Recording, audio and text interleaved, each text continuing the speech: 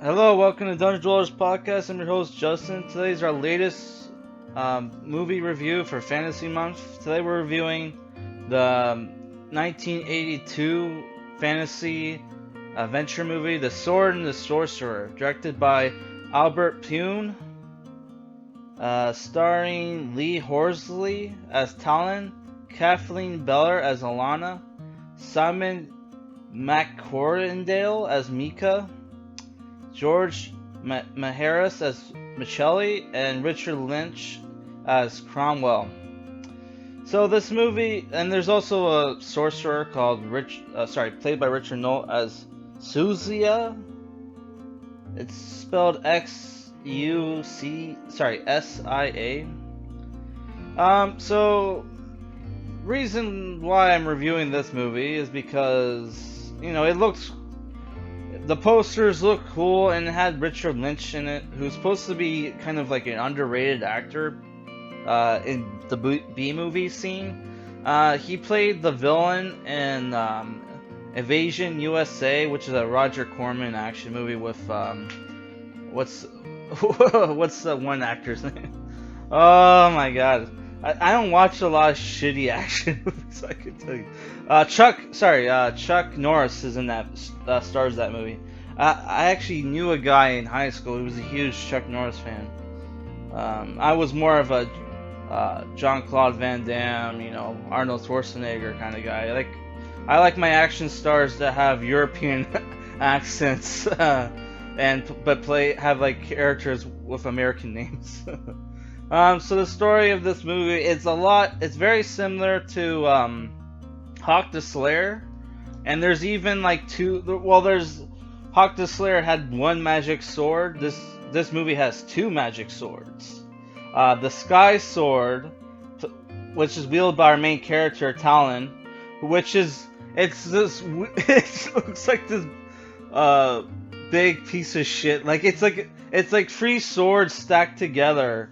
And we're supposed to believe this sword has the ability to launch the blades out launch the blades and shoot it at like enemies, right? And like you'll see the first time you see it, you have a teenage Talon being pursued by enemy soldiers, and he launches it, and it not only does it hit the guy, but it buries itself like hilt deep into this guy's skull. It's like how this sword does it. At first I thought it was like some bullshit, mechanism, but like you watch the end of the movie, which you only see this sword and like the beginning of the movie and like the end of the movie, right? During the confrontation.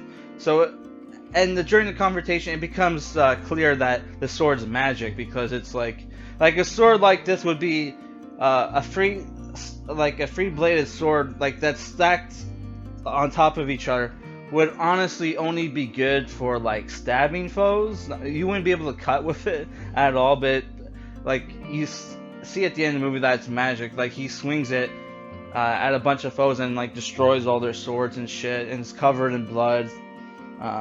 So it's like off screen he slashed people to death with it, with a sword that obviously you wouldn't be able to do. But the story is, the beginning of the movie comes off almost like a horror movie. You have the evil king sails to unknown land, and by the way, there's this really nice fantasy narration scene at the beginning of the movie. It reminded me totally of like reading a fantasy book. That's the one thing I'll say about this movie. It does give you that fantasy novel feel to it, which I really enjoyed. He sails to an unknown land and with this witch and some of his soldiers, goes into a cave and finds this like weird statue thing that's over this like coffin kinda, and it's like you see like stone faces over it. And if you've ever seen the Devilman movie, or the second Devilman OVA, these faces are going to come to life, which the sorcerers that he has with him brings the fucking stone faces to life. They start screaming, and like it reminds it totally looks like something out of that horror movie Society. If you ever seen that fucking movie, which there's an orgy scene in Society that when I first saw it, I saw it in some fucking weird documentary, right? That some guy just put it in there for like shock effects about some like fake Brazilian martial artist. But like, if you ever seen that's the orgy scene in Society, like it's so fucking horrifying. I didn't get a fucking boner for like a week because of how fucking it just put me off sex for whatever reason. And like they undo the seal, and then you see this monstrous sorcerer guy. He's super tall. He has snake kind of skin. He has snake eyes. He has like they obviously put prosthetics under his fingertips to make it look like he has long fingers. But the lizard man turns out to be the sorcerer, and the king who found him, which is played by Richard Lynch. His name is Titus Cromwell. Uses him to conquer this kingdom and take it over, and the kingdom obviously belonged to Talon's father. Which what happens is that Talon escapes with the three-bladed sword. There's a time skip to when he's a man, but before that, after the king, played by Richard Lynch, conquers all the neighboring kingdoms, he decides to, while his sorcerer is weak from conjuring, to betray him, and he stabbed him with a dagger, and he fell off a cliff. He miraculously survived. So the story is basically near the end. The story is basically you have these different factions vying for control of the kingdom. It's very Star Wars-esque. You have Talon, who shows up to his old kingdom as a mercenary. He decides to help the rebellion, which is led by surviving nobles of the previous kingdom. He aligns himself with them so he can have sex with the rebellion's leader's sister, which you would think that would make them cousins or something, but he's like, fuck it.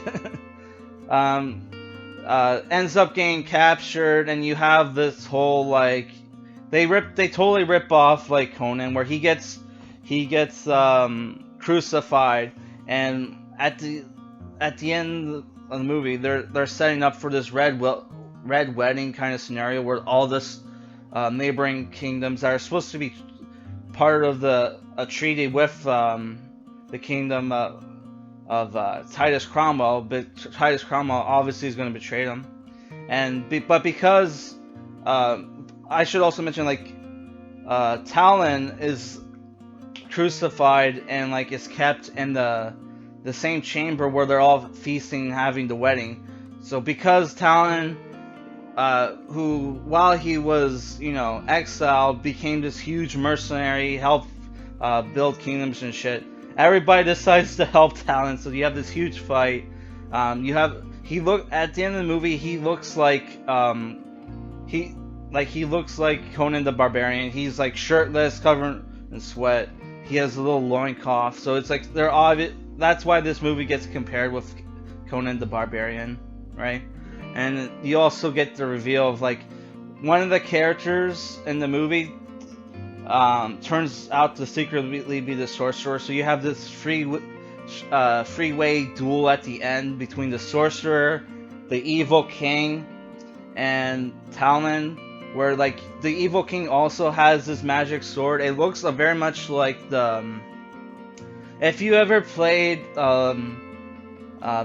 what was it called? Sorry, I have the game over there. Oh my god. Kingdom of Amulet game, Reckoning. The basic longsword in that, it looks the same as the magic sword Cromwell uses in this movie. So like you have, I would say I really like the ending where you have this like freeway duel. Though the sorcerer gets BTFO'd like pretty fucking quick. Yeah, sorry, this review is getting like, a little autistic. This movie, though there's not a lot of action scenes, um, you have a lot of drama with minor characters here and there. There's a lot of intrigue with like who's betraying who's working for who. Um, though like I feel like you had some Deus Ex Machina where it's like uh, everybody is everybody loves like the main character wants to save him. Where you even have a scene where like his mercenary friends find out that he's captured by the king, and then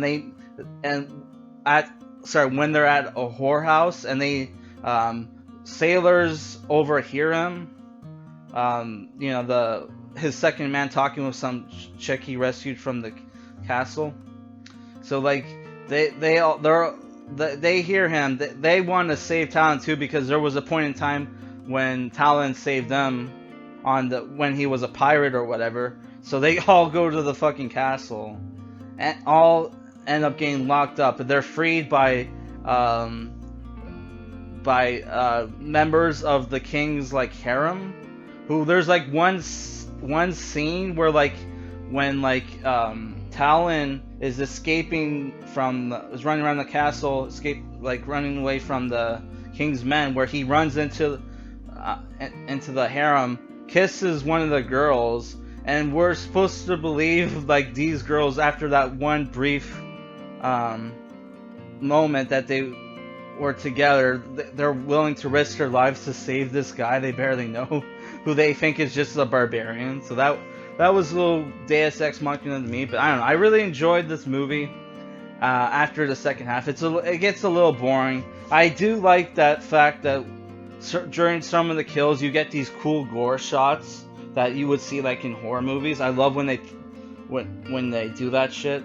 Because honestly, like a lot, like when I watch like Hawk the Slayer and other like low budget fantasy movies, when they have like no gore, no blood, and anything, that really bothers me. But here there is gore, there is blood, though there's not a lot of action scenes in this movie. There's like I would say there's like 3 major ones and some brief ones here and there.